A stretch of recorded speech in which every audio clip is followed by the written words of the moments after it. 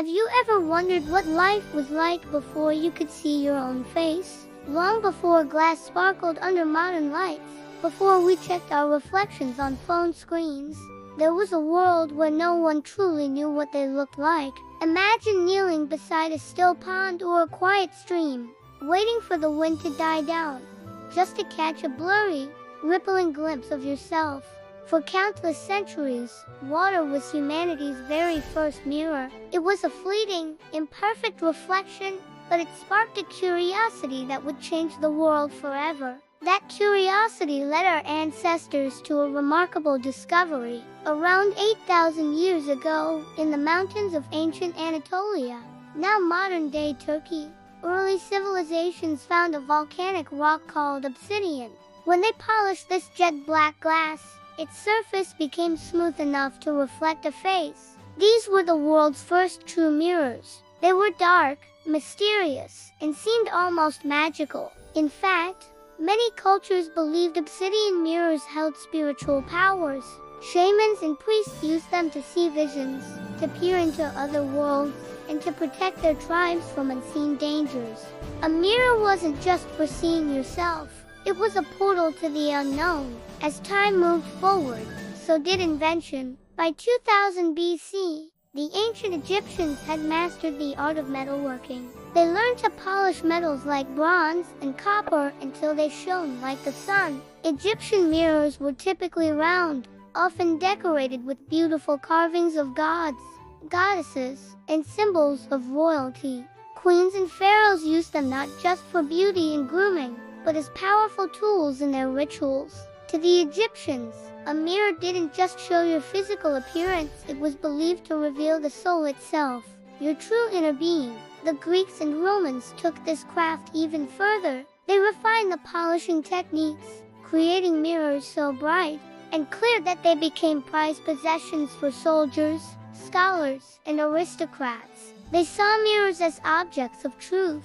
The famous phrase, "Know thyself," took on new meaning when you could actually look at your own image. These ancient cultures believed that mirrors held truth, and that truth held immense power. But the real revolution, the moment that gave us the mirrors we know today, arrived in the Middle Ages.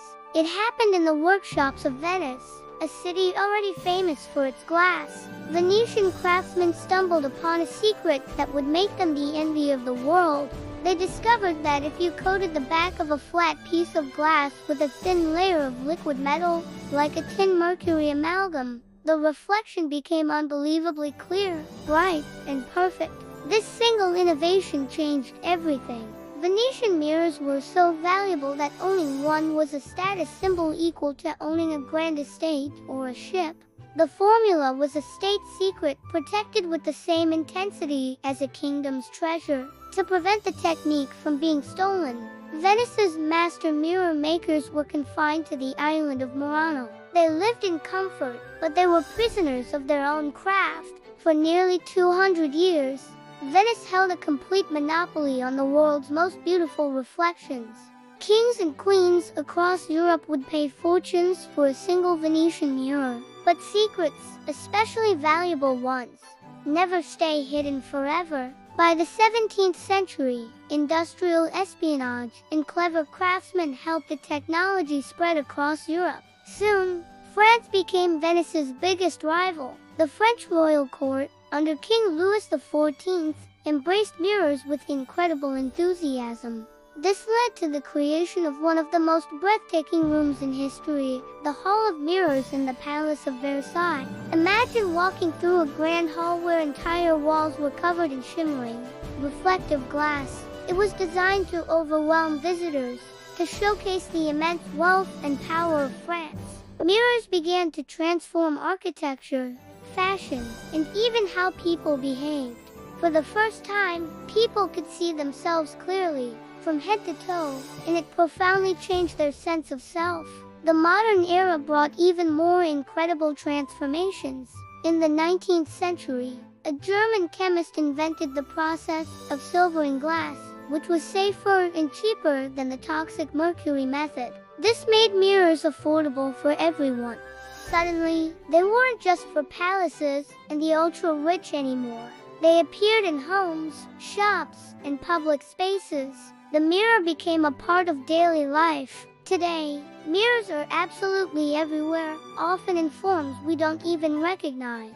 They are essential components in our most advanced technology. The mirrors in giant telescopes allow us to gaze at distant galaxies. The ones in satellites help us navigate and communicate across the globe. Mirrors are inside our cameras, our car headlights, and our smart devices. In hospitals, they are used in lasers for surgery, and in laboratories, they are part of microscopes that reveal the secrets of life. The mirror has evolved from a mysterious, spiritual object into an indispensable scientific tool that has helped build the modern world. Think about it. We now glance at mirrors dozens, even hundreds of times a day without a second thought. What was once considered magic is now completely routine. What once belonged only to kings and queens is now in every bathroom, in every car, in every purse. Each time you see your reflection, you're looking at the end result of an 8,000-year journey of human ingenuity. And yet, even with all our technology, mirrors still hold something of that ancient, timeless quality. They still show us the truth. They show us the present moment. They show us ourselves just as our distant ancestors once saw a fleeting image of themselves on the surface of a quiet river, all those thousands of years ago. As long as humans exist, the story of the mirror will continue to reflect our history, our progress, and our unending quest to understand ourselves. Thanks for watching. If you found this story as fascinating as I did, don't forget to like this video and subscribe to our channel for more journeys into the history of everyday things.